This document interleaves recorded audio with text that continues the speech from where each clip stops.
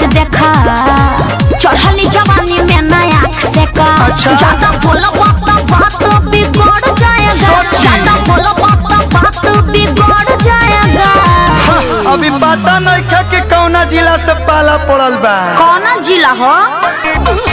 जब बक्सर वाला का बक्सर वाला जब बक्सर वाला चौकी पर चढ़ जाएगा जानू हम डर बढ़ जाएगा। जब बक्सर वाला चौकी पर चढ़ जाएगा जानू हम डर बढ़ जाएगा।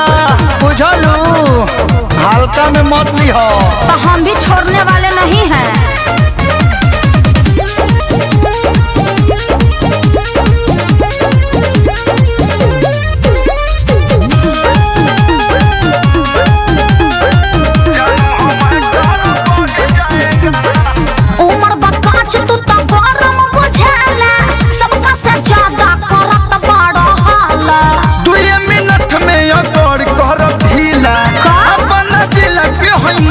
रंगीला पूरा जवार में हाला बा।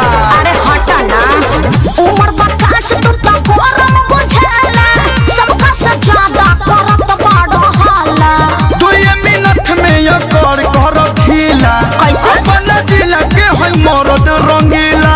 सुना रह प्यार से गाड़ी लड़ जाएगा रह प्यार से गाड़ी लड़ जाएगा।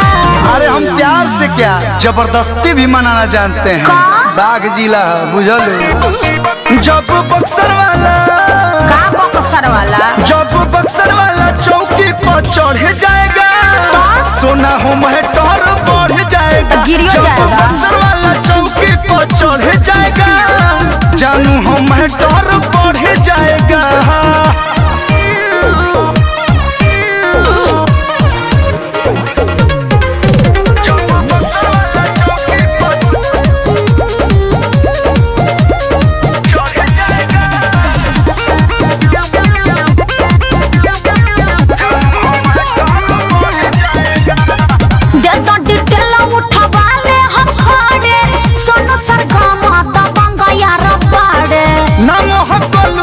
बाबा के भाई हई तोरा जैसन खातिर बबुनी दवाई हई स्पेशल वैक्सीन रखा हूँ। अरे कुछ न करबा ज्यादा डिटेल उठावा ले हम खड़े सोनू सरगम दबंगा यार बाड़े नाम हकलू हनुमान जी के भाई हई तोरा जैसन खातिर बबुनी दवाई हई।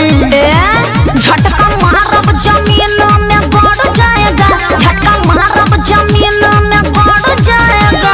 ए अभिराम भाई कुछ ज्यादा नहीं खे बोलत का करब हैं का करी हम जब बक्सर वाला रही जब बक्सर वाला चौकी पर चढ़ जाएगा जानू हम डर बढ़ जाएगा। जब बक्सर वाला चौकी पर चढ़ जाएगा जानू हम डर बढ़ जाएगा।